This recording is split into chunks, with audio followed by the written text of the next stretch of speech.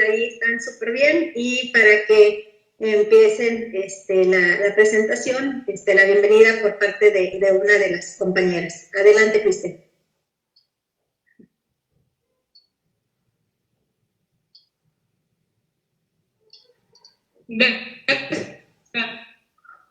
Bueno, buenas tardes. Sean cordialmente bienvenidas y bienvenidos a este espacio para aclarar todos estos aspectos que seguramente llamó su atención e inspiró curiosidad en los presentes por significar un tema de mucha fuerza en la actualidad, además de su evidente peso. Somos el grupo C11, primer semestre de licenciatura en edición y gestión de la cultura.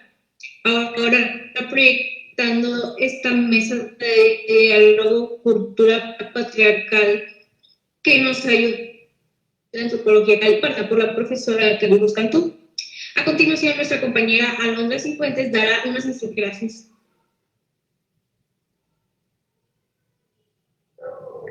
Hola, buenas tardes a todas y todos.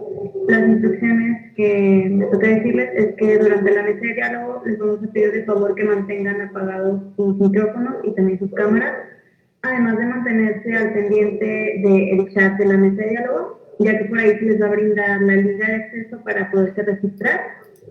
Y bueno, por mi parte sería todo. A continuación, mi compañera Lidia Salazar va a leer una semblanza de las miembros de la mesa de diálogo. Gracias. Doctora Laura Karina Castro Saucedo. Es psicóloga egresada de la Universidad Autónoma de Nuevo León, con doctorado en filosofía, con orientación en trabajo social y políticas comparadas de bienestar social por la misma casa de estudios. Es profesora de la Facultad de Trabajo Social de la Universidad Autónoma de Coahuila, en donde actualmente coordina el doctorado en Ciencias Sociales. Es investigadora reconocida por el Sistema Nacional de Investigadores, nivel 1. Su trabajo se vincula con la violencia de género, así como los temas de exclusión en jóvenes. Es autora del libro Exclusión Social, Marginación y Pobreza, tópicos vigentes, publicado por la editorial Contamara y la Universidad Autónoma de Coahuila en 2018. Bienvenida, doctora Laura Karina Castro Saucedo. Gracias, muchas gracias. Muchas gracias. Doctora Severín Dorín es maestra en Economía por la Universidad de Orleans y doctora en Antropología por la Universidad de París. Desde 2003 es profesora investigadora en el CIESAS Noreste. Es investigadora reconocida por el Sistema Nacional de Investigadores, nivel 2. En 2011 y 2012 participó en la elaboración de un marco jurídico en materia de derechos indígenas en Nuevo León. Desde 2015 investiga la relación entre seguridad pública, derechos humanos y desplazamiento forzado. Su más reciente libro de autoría única se titula Yo trabajo en casa, trabajo del hogar de planta, género y etnicidad en Monterrey, CIESAS 2017. Actualmente desarrolla un proyecto de investigación titulado Infancias amputadas, adolescencias en riesgo, niñez y violencia crónica en el noreste, con el apoyo financiero del CONACYT. Bienvenida, doctora Severín Turín. Sí, muchas gracias. Muy buenas tardes. Gracias a todas y todos. Doctora Gloria González López. Es profesora de Sociología en la Universidad de Texas en Austin, donde trabaja desde 2002. Obtuvo un doctorado en Sociología de la Universidad del Sur de California y postdoctorado por la Universidad de California en Berkeley. Su investigación sociológica se enfoca en las áreas de sexualidad, género y estudios mexicanoamericanos y mexicanos y desigualdad social. Estos proyectos se inspiran en la teorización e investigación feminista en las ciencias sociales, en las que la sexualidad se considera un prisma social a través del cual explora las dinámicas institucionales en las áreas de religión, educación, derecho, familia, cultura y política. Es consultora académica de profesionales que trabajan en programas de prevención y tratamiento de la violencia sexual. Es en organizaciones de base e instituciones académicas en México. Su último libro es Secretos de Familia, Incesto y Violencia Sexual en México, de 2019. Bienvenida, Doctora Gloria González López. Muchas gracias, un honor estar aquí, muchas gracias. Un honor estar junto con las otras dos compañeras y gracias a todo el equipo, gracias a la doctora Luz Gallegos. Gracias. Muchas gracias, Lilia, y bueno, pues otra vez gracias por su presencia. Y bueno, les platico cómo es la dinámica. Hay 3 preguntas que elaboraron en grupo, que fueron elaboradas en grupo, y bueno, pues tienen ustedes 3 minutos cada una para dar respuesta a esa pregunta, y después de que hayan respondido a las 3, pues si hay algo que comentar, pues será el momento, ¿verdad?, para establecer el diálogo a partir de las respuestas dadas por cada una de ustedes. Entonces, si están de acuerdo, pues nos vamos en el orden de participación por orden alfabético, de tal manera que empieza Karina Castro, la primera respuesta, luego Severín Durín, la segunda, y la tercera, Gloria González, ¿les parece? Y bueno, también platicarles que se está grabando esta sesión y bueno, pues al final también les pediré permiso porque había mucho interés, se compartió más de 95 veces el evento desde ayer que lo compartió la facultad y seguramente querrán verlo, entonces al final platicamos si están de acuerdo en que se publique esta grabación. Entonces, pues muchas gracias otra vez y pues empezamos, ¿verdad? Ya saben que está bien feo ser la bruja de los tiempos en las mesas de diálogo, pero en algún momento, si ya es bastante el tiempo, ya les diré, ¿verdad? Que hagamos un alto. Entonces, pues empezamos con la primera ronda y la pregunta es amplia, ¿verdad? ¿Qué es la cultura patriarcal y cómo podemos observar sus efectos en la sociedad? Amplia la pregunta. Adelante, doctora Karina Castro. Gracias, muchas gracias, Luz. Pues un gusto estar aquí, de verdad que un gusto compartir esta mesa. Igualmente, pues agradecer el espacio y perdón que me he tomado el atrevimiento, yo sí estoy transmitiendo en vivo. Estoy transmitiendo en vivo, perdón, por Facebook. Hay muchos estudiantes de Coahuila que querían ingresar y la verdad es que iban a rebasar el límite que Luz me comentó, entonces pues a ver si por ahí también nos están viendo por Facebook y compartiendo también sus reflexiones, ¿no? En torno a la pregunta, pues hay bastante que decir en relación a este concepto, a este término de patriarcal, ¿no? Y que al final sabemos, bueno, que se está reflexionando, se desprende de lo que es el patriarcado, ¿no? Lo que reconocemos como el patriarcado, como un sistema, ¿no? Como un sistema de ideas, como un sistema de tradiciones, de cultura, ¿no? Si lo pensamos como en esta explicación que dan de los sistemas, ¿no? De los niveles, estaríamos hablando de un macrosistema, ¿no? Un sistema más amplio, como un sistema ideológico, entonces un sistema más amplio que permea una sociedad. En ese sentido, el concepto se desprende de este sistema macrosocial, ¿no? que se establece y que en el cual, digamos que dependiendo de las sociedades, pues tiene un impacto sobre nosotros, ¿no? Sobre las personas, sobre los individuos. Este sistema lo que muestra es esta desigualdad de poderes, ¿no? Esta visión de dominante-dominado, ¿no? Siempre bajo esta visión del que el patriarca, ¿no? Pues es el que está arriba en el podio, ¿no? En una posición superior, y después los demás, ¿no? Donde estamos los demás, el resto. En ese sentido, hablar de patriarca pues también es hablar de una figura masculina, ¿no? Hablar entonces de un hombre, y después en esa analogía inevitablemente pensamos pues en las mujeres, ¿no? Entonces que están en el otro nivel, ¿no? Más abajo, como dominadas, como sometidas, vamos a pensarlo así desde esta cuestión como más ideológica, ¿no? En ese sentido, pues sí, se ha discutido ampliamente, ¿no? El término, incluso ha habido como estas contraposiciones en la posibilidad de hablar también del matriarcado, ¿no?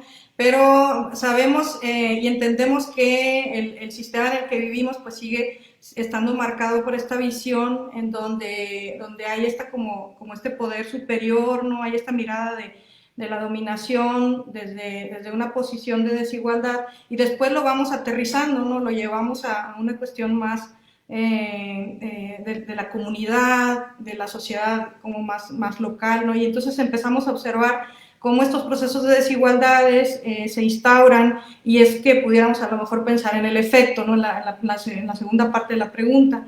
Y en ese sentido, claro, el efecto en la sociedad, en el sentido que todavía se establecen estos procesos de desequilibrio, de desigualdad, de poderes, ¿no? Si lo estamos reflexionando desde ahí, y entonces lo podemos ver en diferentes planos, ¿no? Por ejemplo, en el caso de lo laboral es siempre como muy evidente en esta parte de mujeres y hombres, ¿no? Pueden estar desempeñando la misma labor, la misma profesión, los mismos niveles de responsabilidad en los trabajos, y vemos algunos desajustes en la cuestión de los honorarios, ¿no? Las mujeres ganan menos que los hombres, en algunos todavía se pueden observar estas prácticas, aunque las cosas han cambiado, han mejorado algunas cosas, evidentemente, pero también todavía se conservan estas como situaciones en diferentes ámbitos de la sociedad.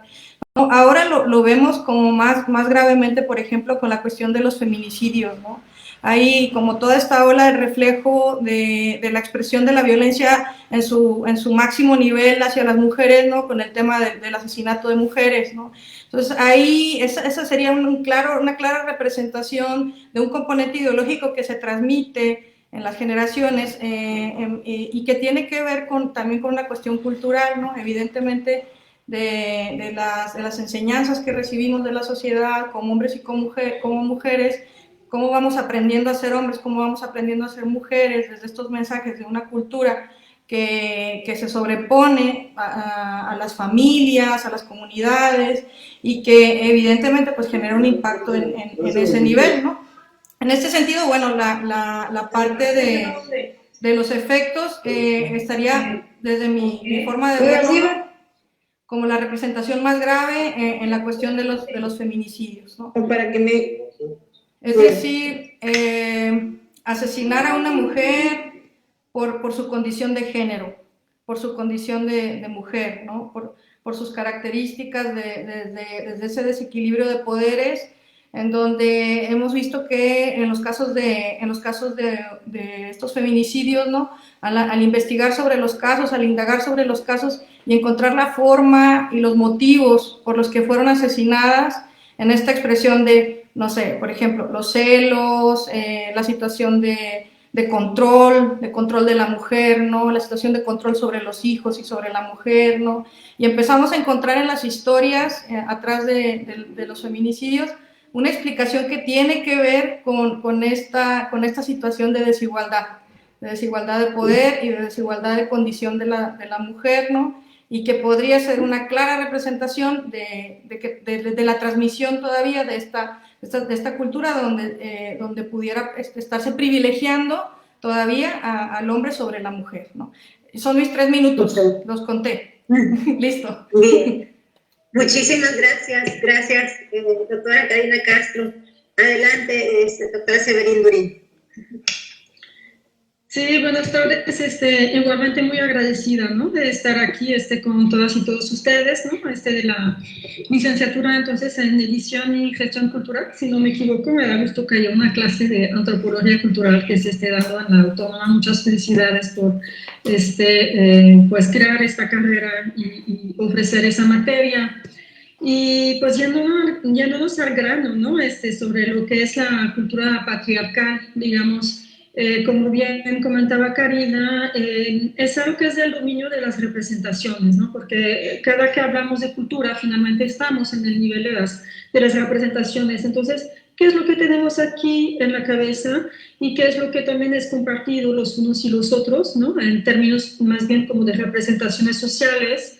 Y bueno, ese término medio bárbaro, conceptual, ¿no? Del mundo científico, académico, finalmente no es más que ideas de sentido común, ¿no? Entonces son ideas de sentido común acerca de, en este caso, lo femenino y lo masculino, y entonces la cultura patriarcal se remite a lo que vendría siendo desvalorización de todo aquello que está siendo categorizado como femenino, ¿sí? Entonces, todo aquello que es como feminizado, que entra dentro de lo femenino, es desvalorizado. Y esto aplica, por supuesto, por las mujeres, pero no nada más para las mujeres. De hecho, aquí entra todo lo que puede, lo que está el dominio también de las mujeres, de lo femenino, como las niñas y los niños, ¿no? Ahí hay que considerar que finalmente se aplica una misma lógica de desvalorización, ¿no? Sobre ellos, y una lógica, digamos, de pertenencia y cosificación, ¿no? Desde entonces la figura, en este caso como el patriarca, ese buen nombre que es como la figura, pero de todo un sistema ideológico y entonces social, ¿no? Que aterriza en prácticas y en normas, ¿no? Entonces, estos son los, sería la parte como más bien de los efectos, ¿no? Entonces, en términos de efectos, ¿qué es lo que tenemos? Entonces, es la idea que entonces, como pertenecen y que son seres inferiores, como incompletos, ¿no? Hay que estarlos tutelando, ¿no? Hay que estarles diciendo, guiando, bajo la autoridad patriarcal, ¿no? Entonces, el hogar patriarcal, muy claramente definido, legislado, por ejemplo, durante la colonia española, decía, bueno, pues el patriarca es el responsable de todos aquellos que están aquí dentro del hogar, dentro de la casa, ¿no? Entonces, pasaba por la esposa, los hijos, los sirvientes, ¿no? También, ¿no? Entonces, él era la ley, la voz y la ley, ¿no? Y de ahí, ¿no? Seguimos estando con esa idea que el jefe de hogar, ¿no? Es aquel que tiene el mandato y el responsable último, finalmente, de las normas, valores que se cultivan en ese ámbito que es considerado privado, y entonces que decide finalmente sobre el devenir de quienes está dentro, hasta con vida y muerte, porque en los hechos la realidad es que se sigue viviendo de esta manera, casi como un soberano que puede decidir sobre la vida y la muerte de las personas que están ahí, ¿no?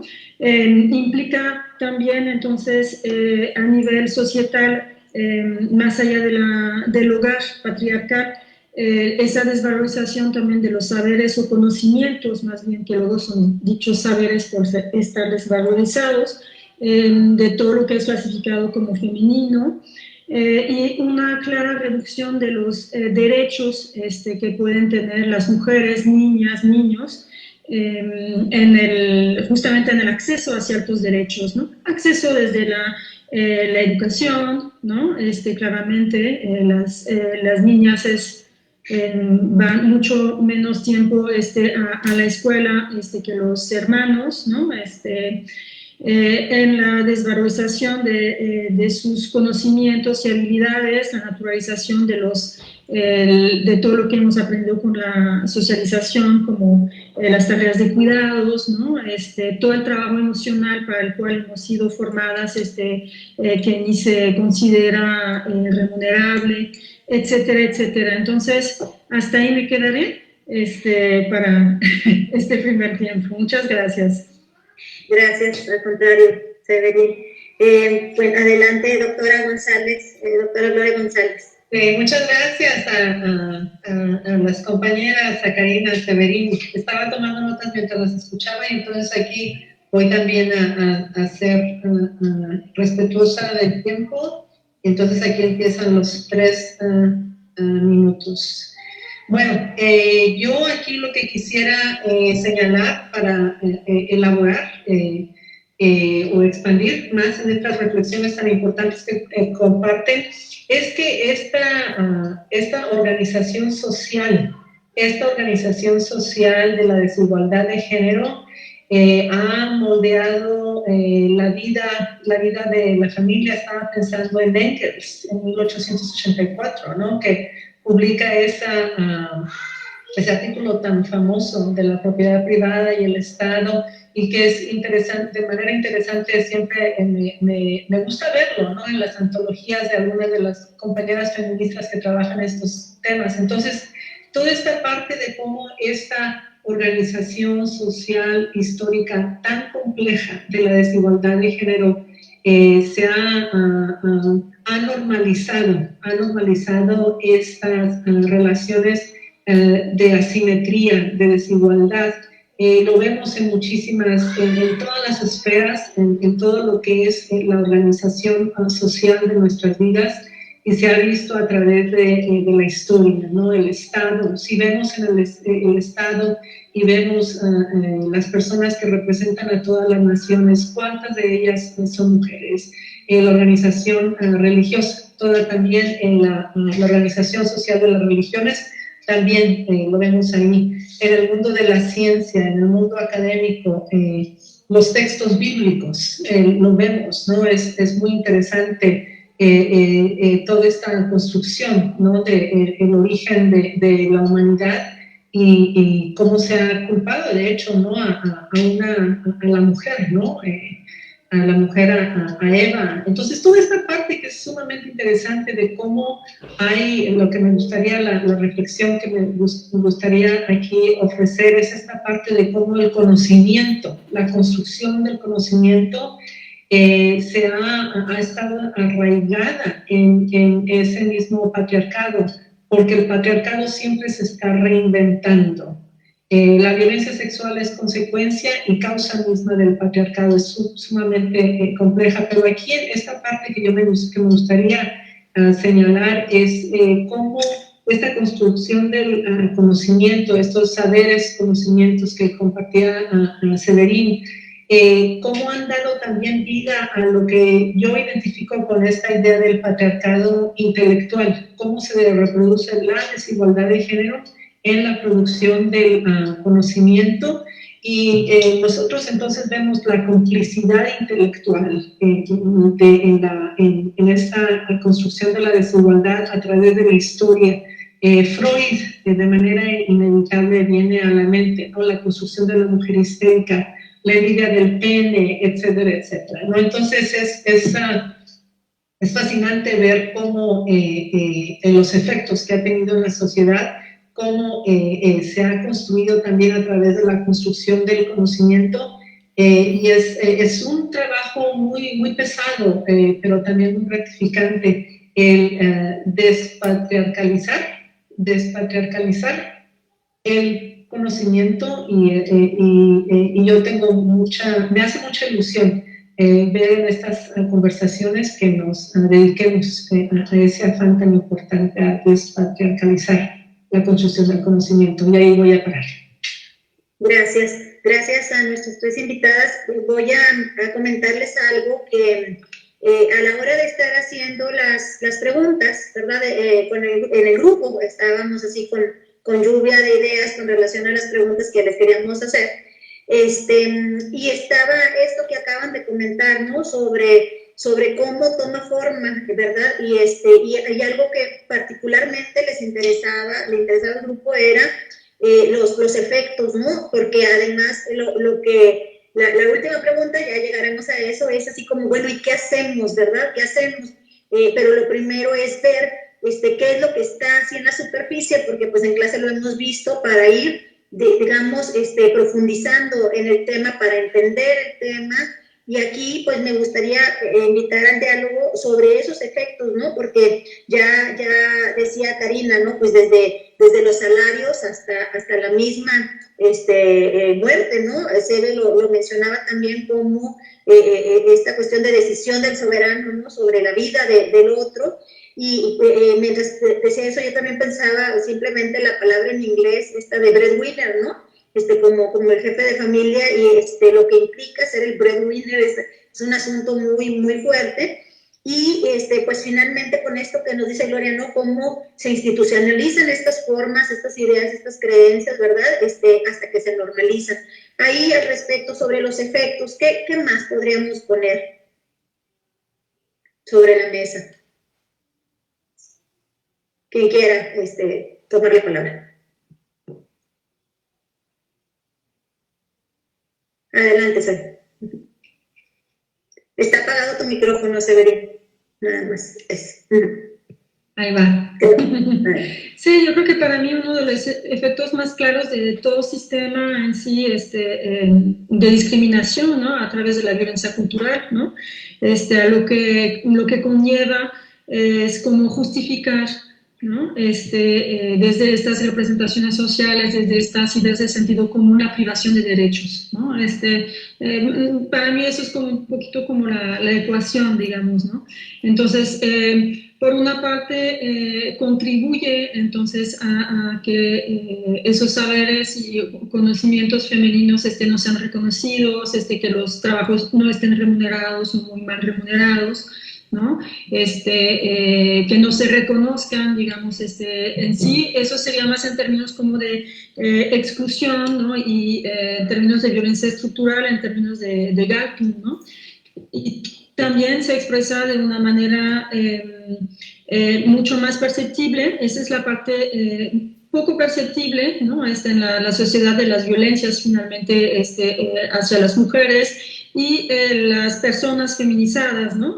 También, o los hombres también que son transgresores en este sentido, ¿no? Del orden patriarcal, también sufren al transgredirlo, ¿no? Y hay como se expresa también en una violencia directa, ¿no? Entonces, donde hay con el uso de la fuerza, ¿no? En sus distintos grados, hasta la violencia, digamos, como más extrema, que finalmente es el feminicidio, ¿no? Como se ha estado como comentando. Entonces, a mí me gusta como poder esquematizar un poco en este sentido, ¿no? Hay unos efectos más profundos en términos de discriminación, exclusión, ¿no? Profundización de las desigualdades, ¿no? Y también expresiones de violencias mucho más perceptibles y hasta extremas, por supuesto, ¿no? Cosas así en las discusiones con compañeros que sistemáticamente van a callar a su pareja, ¿no? Todos los tenemos en nuestros círculos, ¿no? Los acallan cuando empieza a tomar la palabra, ni se dan cuenta, ¿no? Y eso es como lo normal, ¿no? Hasta justamente violencias que no son así nada sutiles, ¿no?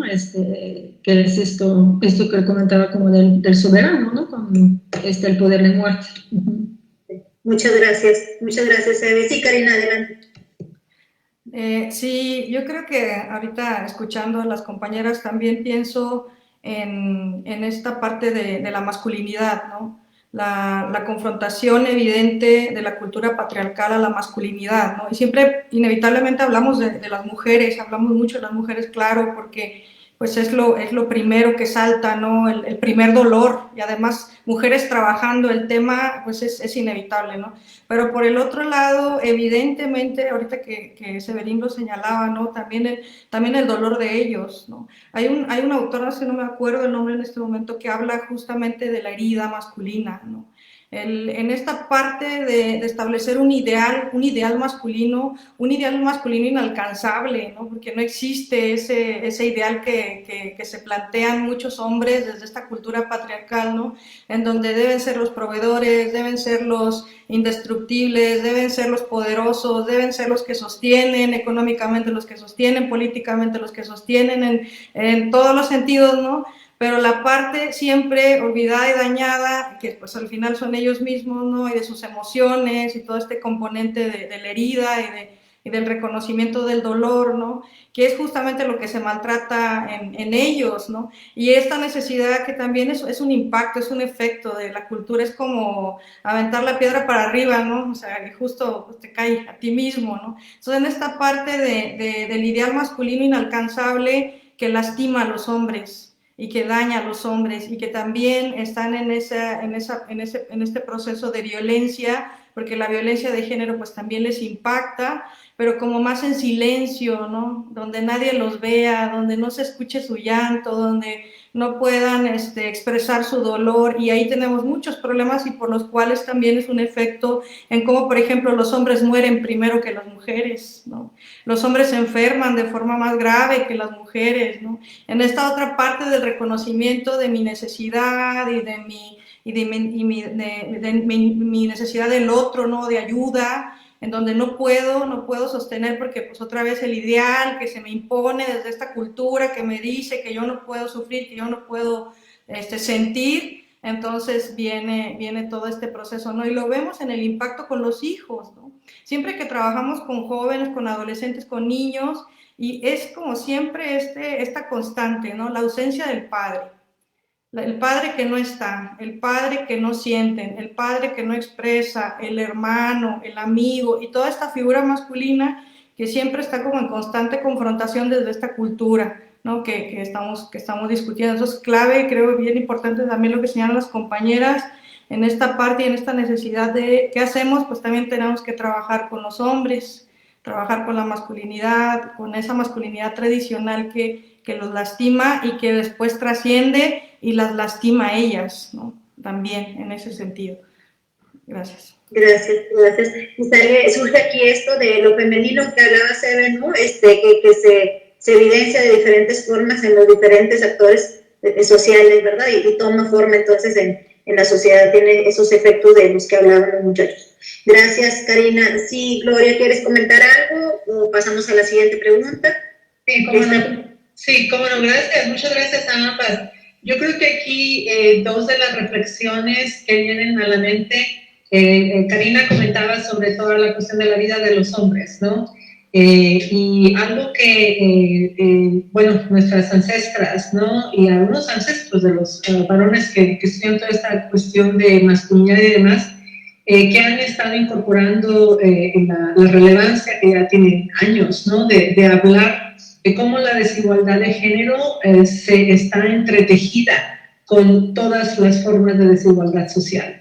Entonces, las relaciones raciales, por ejemplo, pienso en el caso de México, que es diferente, obvio, al caso de Estados Unidos o Canadá o Europa, otros países, etcétera, pero cómo ser mujer en México es diferente si eres una mujer indígena. Ser mujer es diferente si eres una mujer blanca, la güera mexicana, ¿no? Ser mujer es diferente si vienes de una familia de dinero, es diferente si eres una mujer pobre. Entonces, yo creo que yo lo que quería aquí era ahondar un poco más en cómo las relaciones, cómo la desigualdad de género está anclada y entretejida como una telaraña con otras formas de desigualdad social, y entra aquí la cuestión racial, entra la cuestión de clase. Severina hablaba sobre las diferentes expresiones genéricas, ¿no? Lo transfemenino, transgénero, todo este abanico que se ha abierto en estos últimos años en estudios de género sumamente importante. Entonces, yo creo que es importante estar alerta que el sistema patriarcal, que la desigualdad de género no es uniforme. Y que hay gente que también, y esto es siempre es muy difícil cuando tenemos las conversaciones con compañeras, de cómo algunos de nuestros privilegios hacen que nosotras mismas a veces estemos en esa trampa de reproducir la desigualdad de género, ¿no? Entonces eso es sumamente interesante y es un tema muy complejo. Y bueno, la última reflexión es en cuanto a la misoginia digital, de cómo todo este odio hacia lo que es femenino, independientemente del cuerpo que lo sustente o lo represente, cómo en los espacios digitales se está representando, que era lo que compartía la compañera Severín, ¿no? De cómo se representa en diferentes espacios, cómo se construye y demás. Entonces eso era lo que yo quería compartir. Gracias. Gracias. No, pues muchas gracias. Aquí voy a agregar a estas menciones otra que hizo también Severín sobre las niñas y los niños, ¿no? También están dentro de eso y pienso en los estudios que hay con niñas y niños y casi siempre son de mujeres, ¿verdad? Y no es casualidad que seamos las mujeres las que le entramos a estos estudios desde esta sensibilidad, ¿verdad? Y de lo que podemos ver, de lo que nos es posible ver. Entonces, pues aquí voy a traer al caso la segunda pregunta y pensando también en esto que acaba de decirnos, Gloria, sobre la misoginia digital, porque seguramente se han enterado de eventos. Yo estuve en uno hace poco en el que era una mesa sobre feminismos y entonces hombres se ponen de acuerdo, ¿no? Para boicotear ahí el evento y hacer sonidos de masturbación, poner imágenes y demás, pues bueno, para mí fue como muy impactante, no sé cómo se dan el tiempo de organizarse para estar boicoteando mesas, entonces, bueno, por ahí, que es otra de las formas en que se muestra esto, esta inconformidad del despertar, ¿no? Está la segunda pregunta de cuál es la relación entre la cultura patriarcal y feminismo, ¿no? Lo pusimos así en singular, feminismo, pero ya sabemos que podemos hablar de feminismos, ¿verdad? Adelante, Karina, ¿quieres empezar? Sí. La segunda pregunta. Sí, gracias. La segunda pregunta, sí, tal vez yo empezaría diciendo que estaríamos hablando, no sé cómo expresarlo, como de una antítesis, ¿no? Como el feminismo y cultura patriarcal, ¿no? Como, sí, claro, es evidente que hay una relación porque tenemos una necesidad de conocer, de saber, ahorita que hablaban de esta construcción del conocimiento, evidentemente en la historia, en la reflexión y en la producción de conocimiento, lo que es la cultura patriarcal y lo que es el feminismo, ¿no? Y en ese sentido, claro, el feminismo trabajaría como esta antítesis porque busca, evidentemente, como conjunto de movimientos, por así decirlo, como un conjunto de movimientos políticos, un conjunto de movimientos culturales, un conjunto de movimientos incluso económicos, ¿no? Vinculados a la búsqueda de eliminar estos procesos de desigualdad y estos procesos de eliminación de la desigualdad, eliminación de la dominación, en ese sentido de lo masculino sobre lo femenino, y en la búsqueda también de esta igualdad de derechos, pues es evidente que se contrapone con los procesos de la cultura patriarcal, y en ese sentido, pues el feminismo tendría que reconocerse como esta búsqueda en esos movimientos de esa eliminación, y también incluso de la construcción de conocimiento teórico, de conocimiento ya incluso, porque lo podemos ya incluso discutir en el campo, por ejemplo, de la investigación, ¿no? El feminismo, entonces como toda una metodología de trabajo, una metodología de interpretación, y con todos estos también componentes teóricos que ya se han encargado de construir desde una teoría de género, ¿no? Hablando en ese sentido más como de construcción de conocimiento, y que es evidente, bueno, pues que se contrapone a lo que dispone la cultura patriarcal, ¿no? Entonces, en ese sentido, el feminismo también con esta necesidad de ser estudiado, de ser reconocido, ¿no? Porque también tenemos muchos problemas con eso, ¿no? En este desconocimiento, en esta devaluación del proceso de los movimientos feministas, de los movimientos de mujeres, y que también ya se han unido movimientos de hombres, ¿no? En ese proceso de construcción de igualdad de derechos. Reconocer en este punto que estas otras interpretaciones que luego se hace del feminismo, ¿no? Lo mismo, que vienen a caer también en una representación pues de la cultura patriarcal, ¿no? Eso hablamos, por ejemplo, ahora entre los jóvenes es muy dado, y ya no tan jóvenes también es dado esta tendencia de hablar de las feminazis, ¿no? O de devaluar de los componentes, es que esta es una feminista radical, no le hagas caso, ¿no? Entonces, siempre como esta forma como también de devaluar, y aunque justamente también señalar cómo los movimientos de mujeres han ido transformándose, han ido cambiando. Coincido con Gloria cuando dice, bueno, es que estos procesos cambian, no son estáticos, ¿no? Porque la cultura nunca es estática.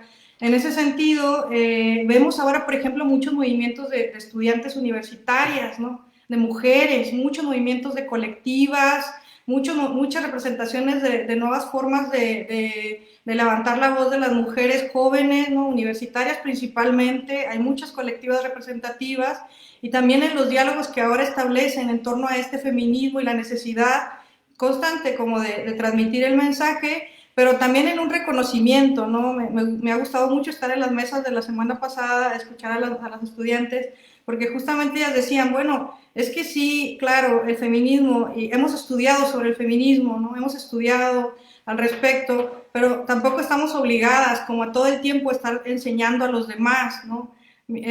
Sino más bien hay como una necesidad constante propia de establecer un acercamiento a estas teorías y a estos movimientos, y en ese sentido, bueno, claro, obviamente hay que conocer de los dos elementos para poder debatir y para poder construir nuevo conocimiento, ¿no? Me quedo ahí también. Muchas gracias. Gracias, Karina. Adelante, Sidu. Sí, gracias para como seguir ahondando sobre la cuestión, ¿no? Y como decías, Luz, al principio, pues, digamos, hay muchos feminismos, ¿no? Como para empezar, y yo creo que cada feminismo también se ha de entender como en una época, ¿no? Bueno, yo nací en Francia, ¿no? Y de buenas a primeras la gente siempre se imagina que somos, como que nacimos casi feministas, ¿no? Viniendo de un país donde los derechos de las mujeres se conquistaron con la Revolución Francesa, ¿no? Así dice la Declaración de los Derechos, ¿no? Humanos, pero no, del hombre. O sea, si yo les pregunto, a ver, ¿en qué año en Francia las mujeres tuvieron acceso al voto? ¿Qué me contestan? A ver, ¿quién me contesta? Cuidado porque se va el tiempo, ¿eh? ¿Quién se avienta? No sé, Karina, ¿tú qué piensas? Creo que iba a hablar alguien de las estudiantes, escuché, no sé. Andrea, Abigail, ajá, querías comentar algo. Sí, perdón por interrumpir, pero yo no tengo la fecha exacta, pero sé que no fue hace mucho cuando las mujeres empezaron a votar. O es hasta donde tengo entendido, porque lo habían hablado, pero no pude prestar atención porque el micrófono se estaba cortando, entonces no sé a ciencia cierta qué fecha fue cuando la mujer empezó a votar en Francia, pero sé que no fue hace mucho. Sí, pues es 1945, al final de la Segunda Guerra Mundial, o sea, siquiera hace un siglo. Entonces, pues bueno, cuando hablo yo de tutela y privación de derechos, a esto me refiero, ¿no? Entonces, la desvalorización, finalmente, ¿no?, de lo femenino, la incapacidad a pensar por sí misma, como los niños y las niñas son incapaces de pensar por sí mismos, de acuerdo con ese mismo pensamiento patriarcal, entonces las mujeres no podían tomar decisiones de política como ciudadanas, no podían acceder a la ciudadanía. Hasta 1945 se consideró que entonces sí, pues bueno, pues ya podían ir a votar, ¿no? Entonces, esa fue una de las luchas, ¿no?, digamos, que hubo en su momento, ¿no?, para conseguir el reconocimiento de ser ciudadanas, ¿no?, para las mayores de, bueno, 21 años y ahora en Francia ya son 18, como, digamos, como en México, ¿no?, en Estados Unidos sigue siendo 21. Entonces, nuestros compañeros del norte más avanzados, ¿no? Y bueno, pues también parte de estas luchas contra finalmente la tutela, ¿no?, basada en la desvalorización, ¿no?, de lo femenino, también una de las como muy importantes tiene que ver con que dejen de decidir por nosotras, ¿no?, por nuestras cosas. Nosotras somos nuestra cosa, nuestro cuerpo, no somos cosas de ellos, ¿no?, o de quienes sean, ¿no? O sea, finalmente, entonces, sobre nuestro cuerpo, sobre nuestra sexualidad, ¿no? Igual yo he crecido en un país donde hay una sobrevaloración sobre la belleza del cuerpo femenino de cierta forma, con alta costura y de el tamaño que tienen que tener tus pechos y tus caderas y andar sin comer, ¿no? Para poder andar en la pasarela. Es súper pesadísimo, ¿no? O sea, a ver, no podemos ser caderonas, es parte justamente de esa reivindicación de que también podemos, que puede haber como muchos como cuerpos, ¿no?, que si queremos cuerpos también con vellos, ¿no?, y en fin, entonces parte justamente de las reivindicaciones feministas tienen justamente que ver con esto sobre nuestro cuerpo,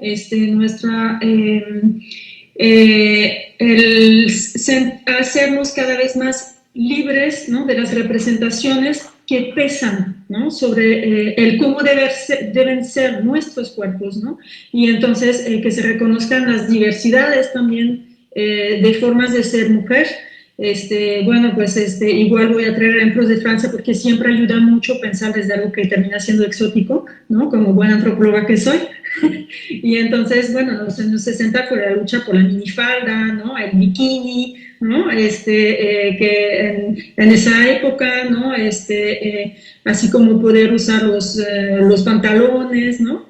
Y pues bueno, es parte justamente de esa parte liberadora y transgresora, ¿no?, finalmente, de las distintas agendas feministas como en distintos tiempos y lugares, porque no son las mismas según los lugares y los tiempos, ¿no? Entonces, ahora sí tuvimos una especie de movimiento global muy interesante con el Me Too, ¿no? Realmente yo creo que eso fue absolutamente fantástico, porque desde esa industria cinematográfica donde el cuerpo de las mujeres es así como lo que vende, ¿no? O sea, todas tienen que pasar por medio del molde ¿no?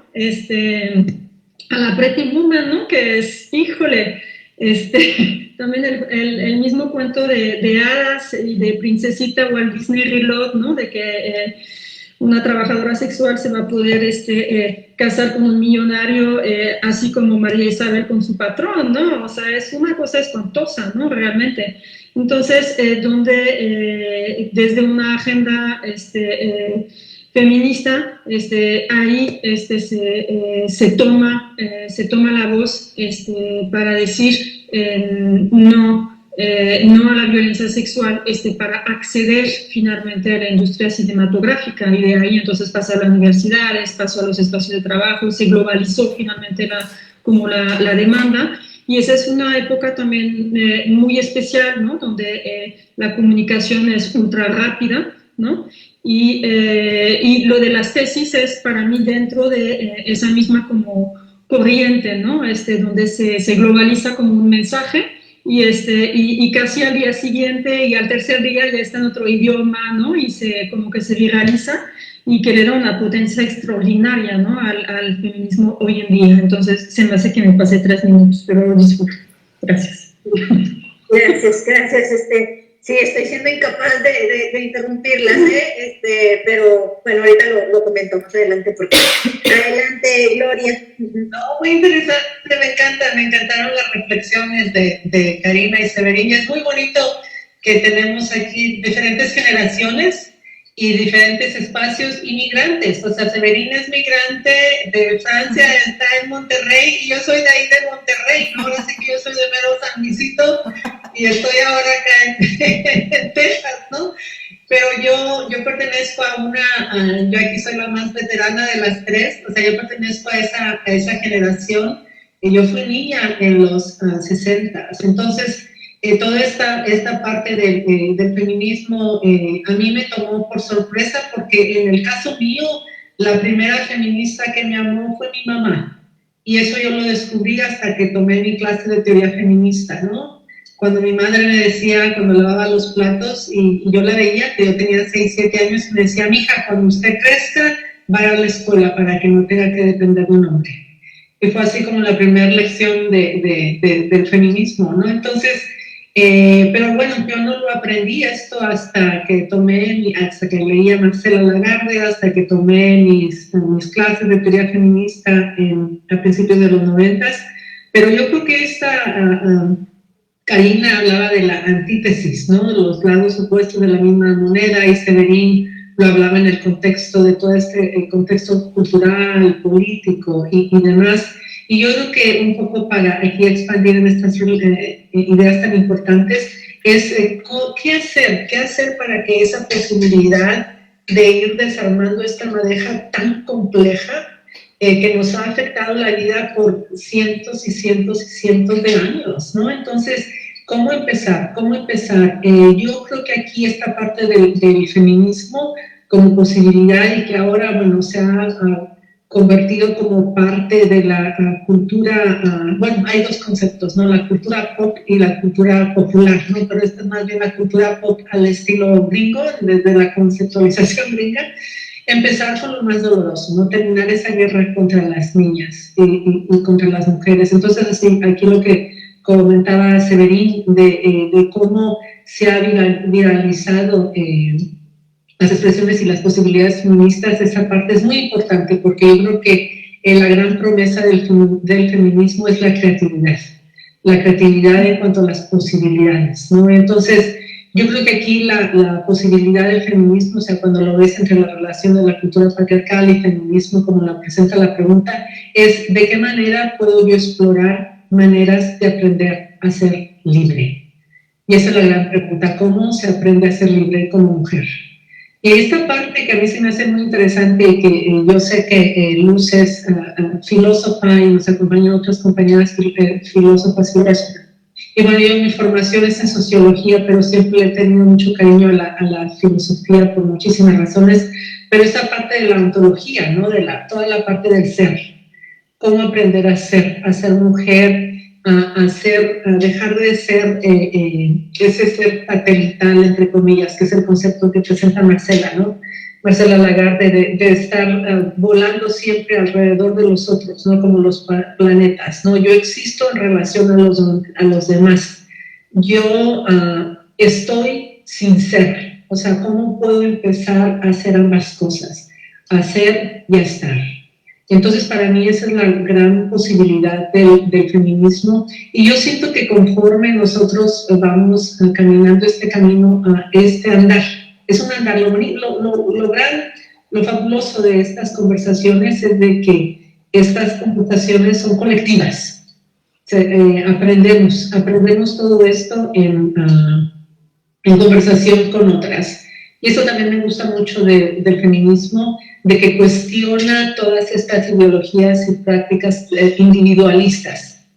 Te rompe el feminismo, te rompe el individualismo, ¿no? Y que sabemos en otras prácticas es tan importante, por ejemplo, acá el capitalismo y demás, ¿no? Que el capitalismo también tiene su propio, ahí tendríamos que entrar con las compañeras que trabajan todo el marxismo, el feminismo desde la perspectiva marxista, ¿no? Pero sí, yo creo que esta parte es toda la parte creativa, o sea, la posibilidad de ser libre y la posibilidad de soltar los miedos, los temores, cómo irlo manejando, cómo ir reinventando nuestro ser humanas, mientras vamos desarmando, desenredando toda esta madeja cultural, social y obvio dentro de lo social va todo lo institucional y demás, cómo irlo desenredando y cómo hacerlo como un ejercicio colectivo. Cuando tú aprendes a ser libre, yo también aprendo a ser libre en esa relación mutua, ¿no? Entonces es un ejercicio colectivo, es muy estimulante, de hecho, explorar el feminismo en nuestras vidas. Entonces eso yo creo que al rato comparto más reflexiones cuando entremos en la pregunta número 3. Muchísimas gracias, Ana Paz, muy rica reflexión. Gracias. Gracias Gloria, y gracias a las tres.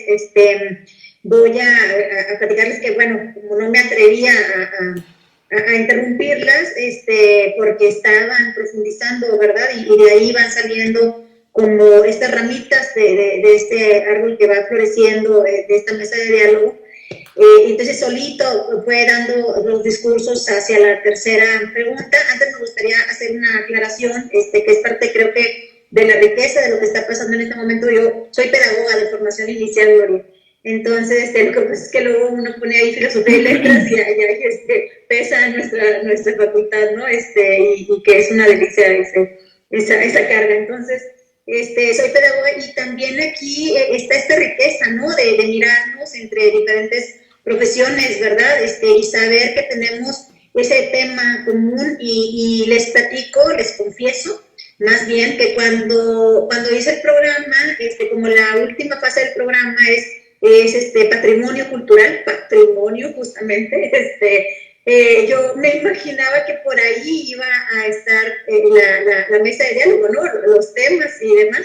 Entonces, cuando sale este tema, me parece que no es ninguna casualidad, ¿no? Este año ha sido un parteaguas para muchas de nosotras, ¿no?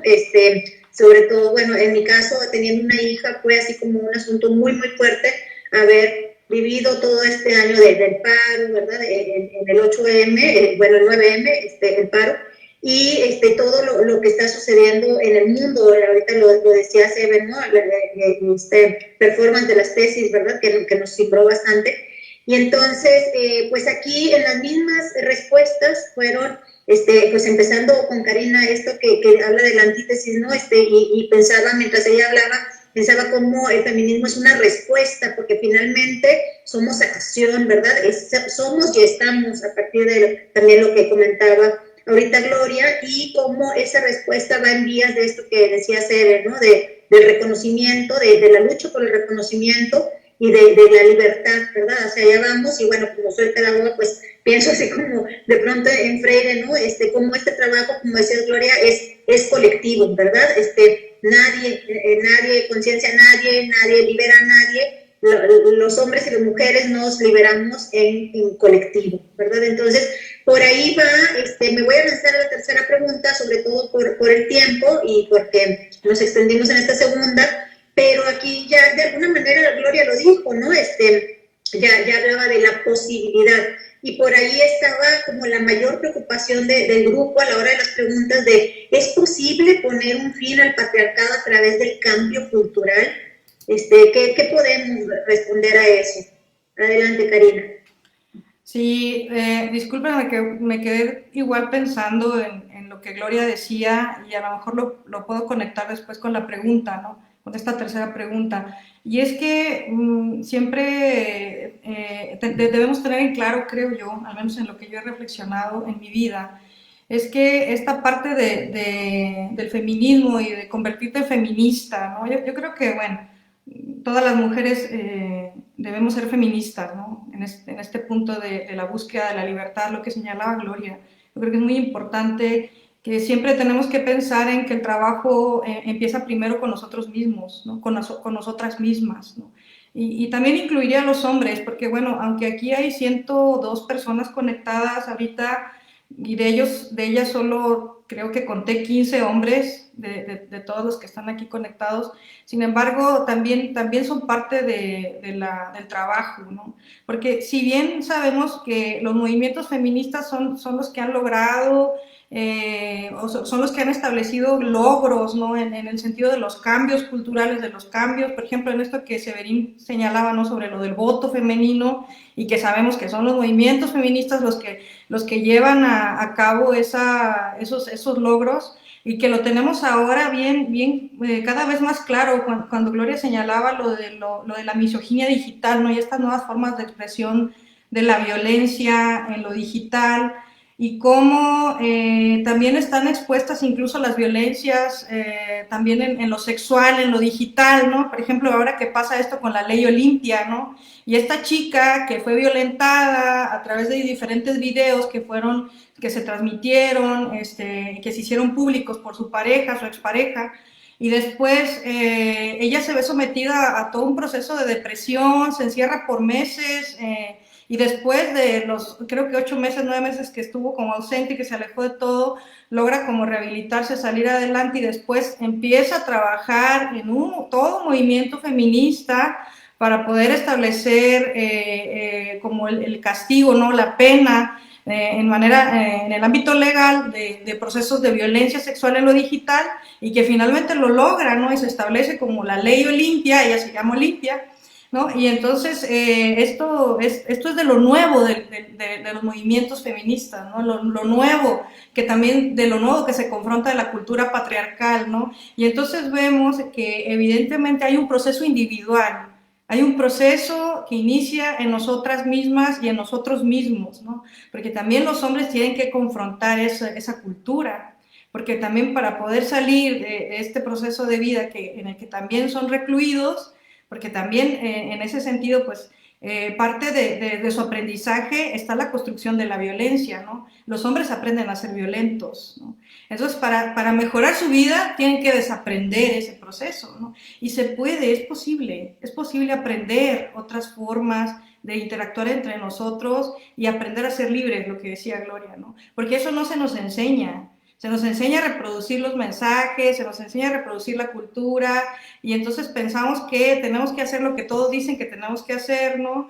Y nunca llegamos a esta confrontación con nosotros mismos, que muchas veces empieza en lo individual y después trasciende a lo grupal y a lo profesional incluso, ¿no? Porque aquí están muchas futuras profesionistas, ¿no? Y mujeres y hombres que van a ser profesionistas, ¿no? Y entonces también en ese sentido y en el primero, en la construcción de nosotros mismos y nosotras mismas, después tendremos que tener que pensar en el ámbito profesional cómo lo voy a hacer, ¿no? En ese sentido, bueno, en esta primera parte yo siento que las generaciones jóvenes están generando muchos cambios que pueden tener una confrontación directa con la cultura en la que vivimos, que pueden generar cambios en estos sistemas que se nos imponen, y que evidentemente muchas mujeres jóvenes lo están logrando.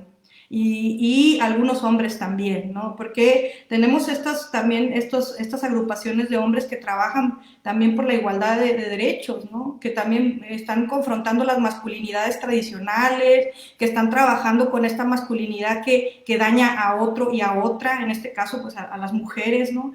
Y en ese sentido, obviamente pues en el trabajo del cambio, como lo dice Luz, ¿no?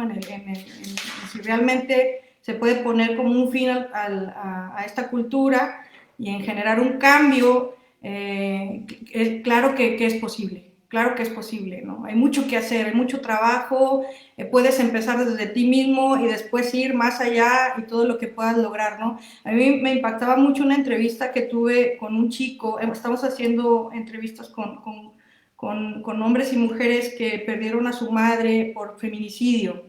Ya tenemos una generación, ya tenemos generaciones de niños, niñas, jóvenes y adultos que perdieron a su madre por feminicidio, y a lo mejor siempre las hemos tenido, pero ahora las visibilizamos, ¿no? Y en ese sentido, ahora se vuelve tema de investigación, ¿no? Tema de atención, ¿qué está pasando con estos niños y con estos adultos en los que ahora trascienden? Porque me llamaba mucho la atención que este chico decía, de 22 años, ¿no? Y es que hasta que llegué a la universidad entendí que mi madre fue víctima de un feminicidio. Mi padre la mató, ¿no? Y entonces, cuando empiezo a comprender este proceso de mi vida, hasta que llego a la universidad, la perdió a los 5 años, ¿no? Entonces empiezo a darme cuenta de la necesidad que tengo de trabajar con este tema, de trabajar con la masculinidad, porque yo soy hombre, ¿no? Y me cuestiono mi propio estado personal, y después me doy cuenta del compromiso que tengo también a nivel social y a nivel como profesional. Él estaba estudiando psicología, además, ¿no? Entonces, sí, claro, hay mucho por hacer, claro que se puede hacer un cambio, hay mucho que trabajar, estamos en eso, están las mujeres jóvenes también, los hombres también tienen mucho trabajo que hacer, ¿no? Y pues espacios como este nos brindan esta posibilidad de reflexionar al respecto y de confrontarnos al respecto, ¿no? Gracias. Gracias a ti, Karina. Sí, Sabe, adelante, escuchamos. Sí, pues gracias a las compañeras por sus reflexiones, ¿no? Ahorita que estaba escuchando a Karina y también a Gloria, ¿no? Citando recordamos, bueno, pues a Marcela, ¿no? Marcela Lagarde, ¿no? Que te interrumpa, Sabe, nomás que no está prendida tu cámara, no te podemos ver, nada más vemos la red. Yo la tengo prendida. Sí, la vemos, sí se ve. Nomás yo no, disculpa, ok, adelante. Ok, y me dio gusto reescuchar esa idea de esa mujer satelital, ese ser para otros, ¿no? Finalmente, así como hemos sido construidas, socializadas, criadas, ¿no?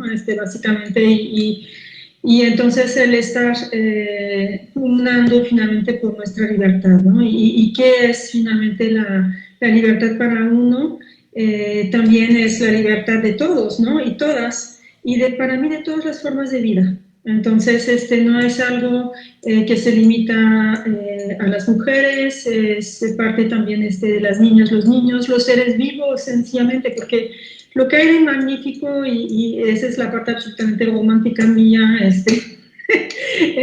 si nos pensamos, ¿no? Como hemos sido construidas como esas reproductoras de vida, pues eso, o sea, la vida y cómo es finalmente bella y fundamental, y eso es lo que nos toca, es lo que tenemos, lo que haya que preservar, y preservarla ¿de qué? De todo ese afán de la violencia patriarcal, de poseer, ¿no? Y de poseer y de despojar, y siempre es a fuerza, porque la fuerza es la expresión misma del patriarcado, ¿no? Es decir, es a fuerza de las armas, ¿no? Mi querido presidente Calderón, es la fuerza bruta, ¿no? De aquel que ha caído una mujer estrangulándola, es un padre o una madre exhausta que le da una cachetada a un niño o una niña porque me anda brincoteando, porque nada más quiere jugar y uno está cansado, ¿no?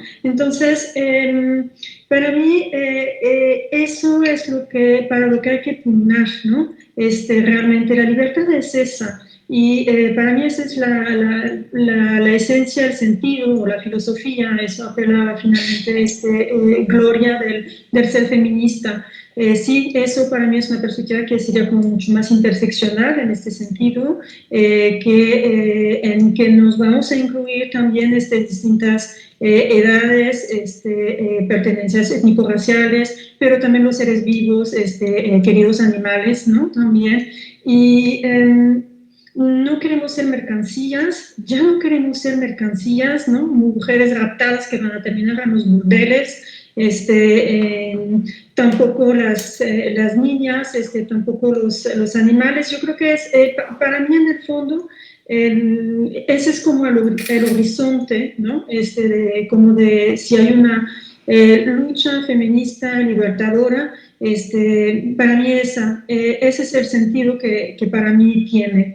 Y es un horizonte y para el cual nos toca pugnar en los distintos ámbitos, ¿no? O sea, por supuesto, desde lo que nos toca en la socialización, las que hemos escogido ser madres. Bueno, yo soy madre de un hijo y la lucha en la casa es intensa, pero se van logrando cosas, ¿no? Sí, se van logrando cosas, ¿no? Es el que cocina ya hace un mes y medio ya todos los días, ¿no? La lucha también, por supuesto que tiene que ser en la escuela, de nuestra misma forma. Bueno, pues también soy docente, de cómo nos vamos a relacionar con las y los estudiantes, con las y los compañeros. No es sencillo, pero la lucha también ahí se lleva. Hace poco nosotros hubo una cambio de dirección en el CIESAS, hubo foros y yo cuestioné a los candidatos acerca de códigos de ética, de qué pensaba de tal situación. Les planteé dilemas concretos, ¿no? ¿Es correcto que una profesora invite a un estudiante a ir a tomar una cerveza? ¿No? Es interesante ver lo que contestan, ese tipo de cosas, ¿no? Entonces esto tiene que estar en la escuela, se tiene que discutir, esto se tiene que en los ámbitos laborales, y por supuesto que la calle es nuestra, ¿no? Entonces, y para reivindicaciones, para mí que no tienen que limitarse nada más a nosotras las mujeres, es por la vida y realmente en el sentido del respeto a la vida y en contra del despojo en todas sus formas, ¿no? Entonces, realmente es la búsqueda de la libertad más extrema en este sentido. Muchas gracias, Eve. Gracias por pensar en cómo el movimiento lleva al antiespecismo también, ¿verdad? Es como el cauce natural por ahí. Gracias. Adelante, Gloria, te escuchamos. Muy interesantes. Gracias ambas. Gracias, Eve, y Karina. Sí, yo creo que aquí un poco, ya para ir a lo mejor cerrando nuestras reflexiones, esta parte de pensar de que no hay una vuelta en luz. O sea, esta transformación personal cambia nuestra vida, cambia nuestra vida y conforme vamos transformando nuestras vidas desde esta perspectiva, informada o enraizada o transformada desde el feminismo como pensamiento de diferentes corrientes feministas, etcétera, es de que esta transformación personal va a ser parte de un cambio colectivo, pero va a cambiar también nuestras vidas.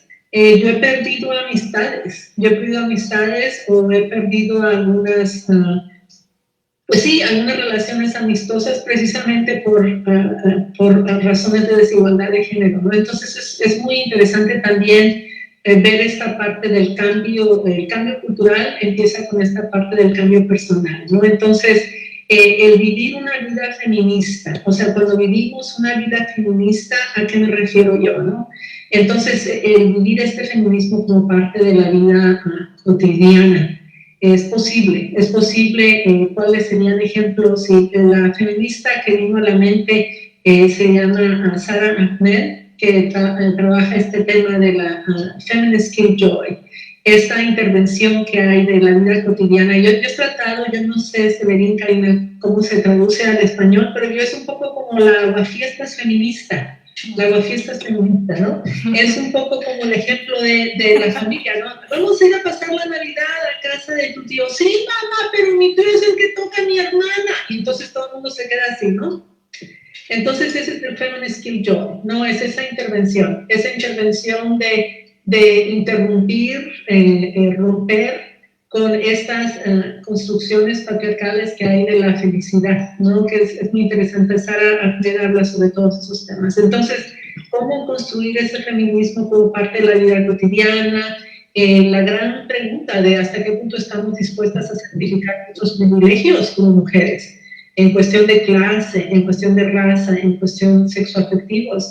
Si voy a contratar a una persona, a una mujer para que venga a limpiar mi casa, estoy dispuesta a pagarle lo que esa persona merece, y pagarle su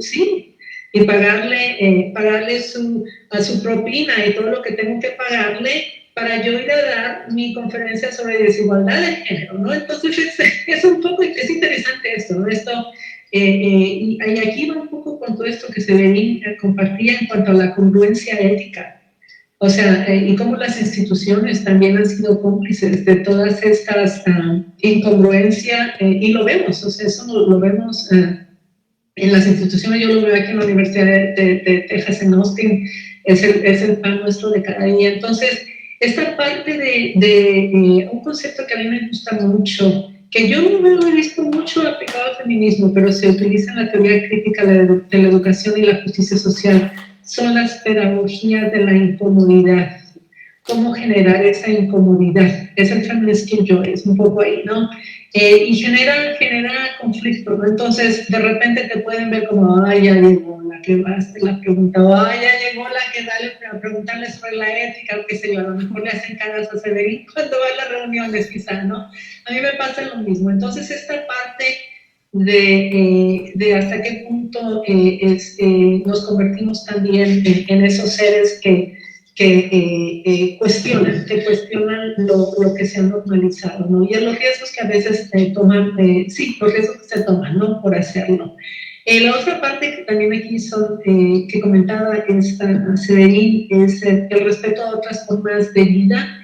Y esta parte me recordaba yo mucho a Angela Davis, vegana, y ella habla mucho sobre la conexión entre todo el maltrato de animales y el asesinato de animales y la conexión con el capitalismo, y eso es sumamente interesante. Entonces, toda esta parte es fascinante, ¿no? La otra cosa es también de que conforme seguimos aprendiendo sobre lo binario, que yo creo que cada país y cada institución está en diferentes etapas en cuanto a lo que se entiende como, entre comillas, género, y cómo estamos aprendiendo a entender lo binario, y entonces eso también ojalá nos ayude a aprender e ir más allá de lo binario, ¿no? Y a respetar y conocer más sobre las expresiones de género más fluidas que ahora se están haciendo más visibles. Y bueno, al final esta perspectiva de hasta qué punto el feminismo tiene el potencial de hacer libre también a los hombres. Entonces, eso de que los hombres también tienen el derecho de no ser violentos, tienen el derecho de no causar dolor a mujeres y demás seres importantes en su vida. a la enfermedad, a la violencia entre los hombres, la organización de las guerras, o sea, toda esta parte de la violencia extrema ya institucionalizada, la organización de la violencia, ¿no? Las grandes guerras y demás, ¿no? Entonces, toda esta parte yo creo que esa es la gran respuesta, y como este es un espacio filosófico, esa es la pregunta que siempre se han hecho los filósofos hombres, ¿no? De ¿qué nos va a hacer libres? Bueno, ¿hasta qué punto el feminismo tiene ese potencial de hacer verdaderamente libre a los varones? Y entonces hasta ahí llego. Gracias. Gracias, Gloria. Pues como Gloria iba de mano, ¿verdad? Escuchaba a Karina y a Sebe y luego el comentario. Pues aquí, si Karina y Sebe tienen algún comentario a partir de lo que dijo Gloria, también adelante, si desean hacer algún comentario a partir de esto. A mí me gustaría mucho, no sé si está pensado, Luz, en que pudiéramos también escuchar a los estudiantes, a las estudiantes. Creo que quedan 10 minutos o 12 minutos, ¿no? Pero estaría también interesante como escucharlas, no sé. Sí. Bueno, entre las labores que nos repartimos estaban que dos compañeras estaban pues sintetizando las preguntas, así que es decir, ya estaban algunas preguntas en el chat y pues Pamela nos va a hacer lectura, ¿de acuerdo? De las diferentes preguntas que hay para obviar tiempos, ¿verdad? Entonces, adelante Pamela, te damos la palabra. Tienes la palabra. Vale. Buenas tardes, muchas gracias por todo.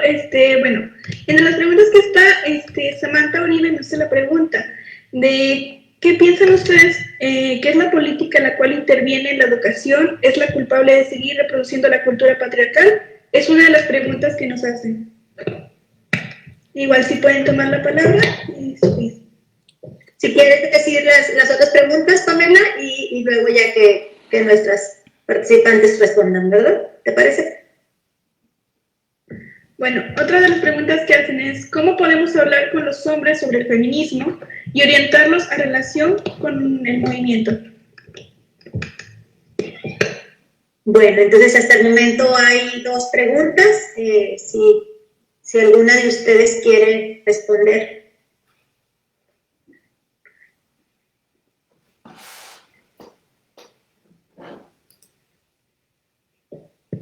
Pues yo con gusto participo, no sé. Sí, adelante, sí. Sí, bueno, sobre la educación, pues yo creo que hay toda una serie de instituciones, ¿no? Que participan finalmente de la conformación, ¿no? Del sistema patriarcal y de lo que serían entonces las ideas propias de la cultura patriarcal. La educación depende de cómo lo entendamos, ¿no? Si formal o informal, para empezar, ¿no? Pero si nos metemos al terreno de lo que son las escuelas, las universidades, todo esto, yo creo que es un espacio que puede ser bastante liberador y transgresor, ¿no? Entonces, yo no lo vería necesariamente como una de las instituciones forzosamente reproductoras justamente de la cultura patriarcal, sino con un gran potencial, ¿no? O sea, de hecho, para muchas mujeres y niñas es una demanda el poder acceder a la escolarización. Entonces, en cuanto más niñas tengamos yendo a la escuela, pues yo creo que siempre es una bonanza porque es un espacio para el desarrollo propio, no es un espacio para pensar, reflexionar, cuestionar, tener otros puntos de vista. Yo he vivido la escuela realmente como un espacio muy liberador, ¿no? Y soy una eterna estudiante, por eso soy investigadora, ¿no?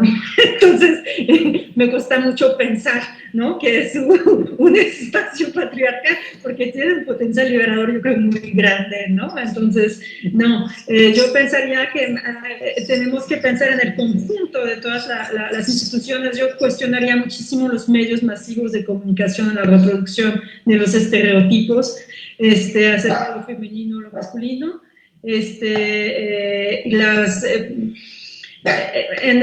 Lo que tiene que ver con la complejidad también de las distintas iglesias, ¿no? Y cómo finalmente ahí hay una reproducción muy importante, ¿no? O sea, claramente la Iglesia Católica es uno de los pilares del patriarcado, ¿no? O sea, ahí sí hay bastante trabajo que hacer. Y bueno, cosas buenas que han pasado con el Papa Francisco, he de reconocer, pero queremos mujeres que sean también como igual que pastoreen también, ¿no? Digamos, ¿no? Para empezar, ¿no? Yo quisiera ver una mujer papa, ¿no? En pantalón ahí, ¿no? Para decirlo así. Y pensando en feminismo y varones, pues yo creo que las feministas ocupamos que nos vengan a respaldar, ¿no? Que trabajen en sus masculinidades, ¿no? En desconstruirse, etcétera, ¿no? Y que digo, ahí está, no necesitamos ni su aprobación, su visto bueno, ni nada, ¿no? O sea, más bien que ellos trabajen en lo que tengan que trabajar y que se pongan de chillones, y que está padre los hombres que lloran, ¿no? Así los queremos, ¿no? Que sean papás amorosos, ¿no? Emotivos, ¿no? Todo lo que tienen reprimido que lo saquen para afuera, ¿no? O sea, y digo, yo más bien como por ahí, ¿no? Pero sin permiso, por favor.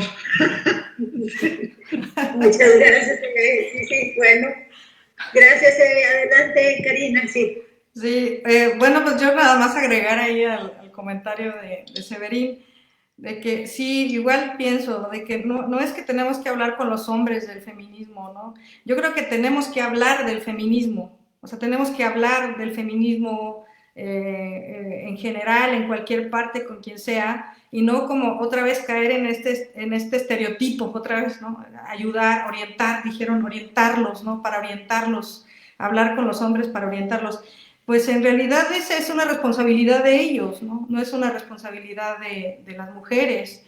Y podemos hablar de feminismo y debemos hablar de feminismo, y ya los hombres también tendrán que tomar decisiones, lo que dice Severín, ¿no? O sea, no es como que ni pedir permiso ni orientarlos tampoco, no es nuestro trabajo. O sea, nuestro trabajo somos nosotras mismas, trabajar con nuestro feminismo, trabajar con el feminismo, hablar del feminismo, leer sobre feminismo, conocer sobre el feminismo, pero hasta ahí, ¿no? Ya lo que siga, pues es compromiso de cada quien, no es responsabilidad de cada quien y también de los hombres, ¿no?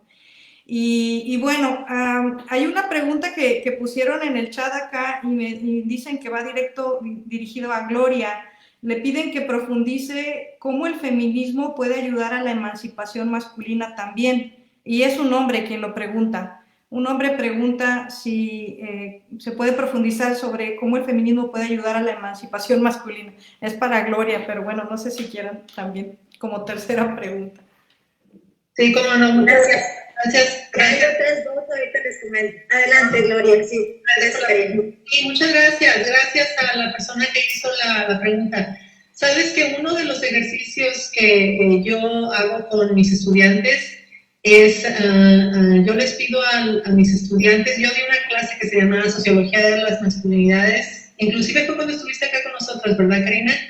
En esa clase. Y el trabajo final es, los estudiantes le escriben una carta a su padre. Entonces, escribir una carta a tu papá, la carta no se la vas a dar a tu papá, pero en esa carta tú activas todo lo que tú has aprendido sobre el ser hombres, cómo sentir la vida, cómo expresar sentimientos, sobre la religión, sobre el trabajo, relaciones de pareja, sexualidad, sobre las imágenes de las mujeres, etcétera. Entonces es todo es un poco explorar, hacer una excavación de cómo esa persona que en el caso de, bueno, estoy hablando aquí de la norma, a lo mejor no todo el mundo tuvimos esa figura paterna, pero puede ser también la figura masculina importante en tu vida.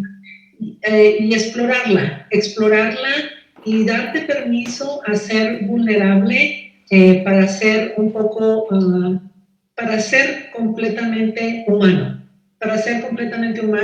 y ver cómo la desigualdad de género, cómo el patriarcado te ha robado, te ha arrebatado aspectos importantes de tu humanidad, precisamente porque aprender a ser hombre a los hombres no les permite tener, por ejemplo, este es un ejemplo, un acceso a todas el arcoíris de emociones. Entonces aprenden a que el piloto automático es la agresión.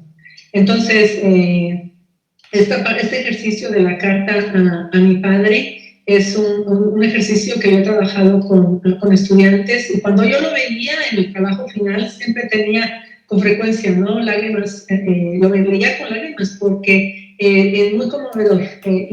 Bueno, yo estoy aquí en el contexto de Estados Unidos, entonces me tocaba leer algunas cartas de estudiantes que tenían algún padre que acaba de llegar de la guerra, o con problemas de drogadicción muy fuerte, o agresivo, etc. Entonces esta parte de excavar esas relaciones importantes con otros hombres, y cómo, bueno, con alguna figura masculina que haya sido importante en tu vida, que yo sugería al padre, pero sí, hacer toda esa parte, y también explorar, todo es un trabajo de introspección muy fuerte, explorar cuáles son los privilegios que hay que soltar, para entonces, ojalá, explorar esa posibilidad de convertirte en un hombre libre. Espero que eso sea de vida. Muchas gracias, Gloria. Pues les platico que nos quedan aquí 3 minutos, pero pues hay preguntas y hay comentarios, ¿no?, sobre la claridad que han dado algunas personas que aquí han manifestado su pensamiento. Luego, pues cuestiones que se vinculan justamente con las relaciones de poder de las que se han hablado, que piensan del lesbianismo político, consideran que el término TERF es misógino. La primera pregunta de Ana Paola y la segunda de Danae. El término TERF tan criticado, ¿verdad?, también. Y bueno, y vienen por aquí cómo podemos orientar a las familias, ¿verdad?, sobre el feminismo y cómo definirían en 3 palabras cultura patriarcal. Vamos a, seguramente habrá respuestas en la síntesis, y ojalá podamos tocarlo, pero para poder terminar esto a tiempo, y bueno, pues quizás haya que hacer una segunda mesa de diálogo, porque ha sido riquísima. O sea, lo único que abrió aquí también en mis esquemas, no, nada más abrió ahí ramas y ramas este árbol a partir de sus participaciones, que son semillas que nos quedan, ¿verdad?, para seguir regando y reflexionando. Me gustaría pedirles a las 3 que nos den una reflexión final, ¿no?, a partir de lo que han comentado, algo de 1 minuto en donde lleguen a decirnos algo a quienes las hemos escuchado. Quien quiera empezar, porque Karina ya le tocó el bombardeo inicial, pues, pero si quieres empezar, adelante. Quien quiera. Bueno, yo ya iba a seguir el orden. No, pues realmente solo agradecerles, me da mucha alegría tanta participación, o sea, hay una gran cantidad de personas conectadas, agradecerles, y pues nada más, tal vez el mensaje final pues es que hay que seguir estudiando, ¿no? Yo coincido con Severina, a mí también la escuela, y creo que Gloria, en lo que hemos platicado sobre su vida, la escuela te impacta para siempre, ¿no? Entonces, la escuela es muy importante, hay que seguir leyendo, hay que seguir estudiando, nunca parar, y hay que leer sobre feminismo, hay que estudiar sobre teoría de género, y que esto no sea solo como un boom, ¿no?, la mesa y se acabó, ¿no?, sino hay que seguir formándonos, y esto después es para nosotros primero, y después para el mundo, ¿no?, para lo que podamos hacer. Entonces, nada más eso. Gracias, muchas gracias por la invitación. Muchas gracias a ti, Karina. Gracias. Sí, quien quiera, Gloria, Cede. Adelante, en el orden. Muy bien. Igual agradeciendo, ¿no? Me hace muy feliz, ¿no?, estar aquí compartiendo, ¿no?, por esas plataformas, porque, híjole, quisiera verle la cara a todo el mundo, ¿no?, pero así son los medios ahorita que tenemos. Y tal vez recordando un poco esta célebre frase que no se nace mujer, se hace mujer, de la misma manera uno se hace feminista, ¿no? Y para mí, yo creo que ha sido fundamental en lo que soy hoy en día, ¿no?, en esa búsqueda de libertad, en un momento dado cruzar el charco, ¿no?, y llegar aquí. Y en esa como confrontación, digamos, con otra manera de ser, ¿no?, que para mí significó mucha plenitud, ¿no?, y encuentro finalmente con mí misma, también darme cuenta cómo con mujeres con historias muy distintas sí teníamos en común el ser mujer. Hay muchas maneras de ser mujer, pero sí, hay un sistema patriarcal y me quedó muy claro, son de lo que entendí al estar en la Sierra Huichola, cuando yo como antropóloga andaba haciendo mis tareas así de sobre el parentesco, que siempre pasa por preguntarse qué es el incesto y la definición cultural del incesto, y se imaginarán que trabajando esa temática toqué muchos temas en suma dolorosos y me di cuenta que aquí y allá somos las mismas subyugadas en un sistema patriarcal, ¿no? Y yo creo que ahí es donde yo me hice finalmente feminista, en este encuentro y en esta finalmente sororidad, ¿no? Grande que nació, ¿no? Pienso en mi amiga Jacaima particularmente, ¿no? Y otras compañeras que con quien en este lugar, así es que les dedico la plática. Muchas gracias. Gracias, Eve. Sí, adelante, Gloria. Qué bonito, muchas gracias, muy inspiradoras las palabras de las dos. Gracias, Karina. Sí, yo también, yo sospecho que soy la estudiante más vieja en este grupo, entonces para mí también el mundo académico me dio esa posibilidad de convertirme en la estudiante más vieja en todas mis clases, y hasta la fecha sigo siendo la estudiante. Les digo a mis estudiantes, recuerden que yo soy la estudiante más mayor en esta clase. Entonces, esta parte de convertirte y mantenerte en un ser enseñable, de que siempre estás aprendiendo, siempre estás aprendiendo, siempre estás aprendiendo, y además esta parte que yo he seguido aprendiendo, es esta parte de convertirte en una eterna aprendiz del feminismo. Una eterna aprendiz del feminismo, de que siempre estás aprendiendo, de sentirte que ya lo sé todo. No, al contrario, apenas estoy aprendiendo, a pesar de que ya tengas cierto camino recorrido, pero eso te da oportunidad de no dar nada por sentado y sorprenderte ante la creatividad de las nuevas generaciones, como cuando esa semana de noviembre del 2019, precisamente cuando estábamos en Ciudad Juárez presentando el libro mío, y que las compañeras dijeron, mira lo que están haciendo las compañeras en Chile, y yo traía la canción del patriarcado, es fabuloso, y fue cuando acababa de salir. Entonces no perder esa capacidad de sorprenderse, o sea, sorprenderte a las posibilidades de la creatividad feminista. Eso es algo que yo trato de llevar en el corazón, y de seguir aprendiendo a perder el miedo, a ser libre y a sobre todo ser auténtica. Ser auténtica. Y me gusta esta parte, ¿no? De perder ese miedo y seguir viviendo esa historia que tú quieres recordar, cuando ojalá, yo espero, así como mi mamá, tener más de 90, algún día estar contando esa historia, y yo hago lo posible por vivir esa historia que algún día me gustaría contar a una generación más joven. Así que muchísimas gracias. Un abrazo a quien nos acompaña, un abrazo sororal, un abrazo afectuoso, Severín.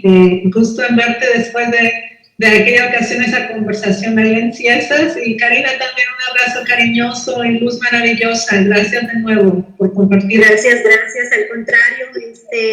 Bueno, de verdad que me uno a esta intención de ser estudiantes siempre, ¿verdad?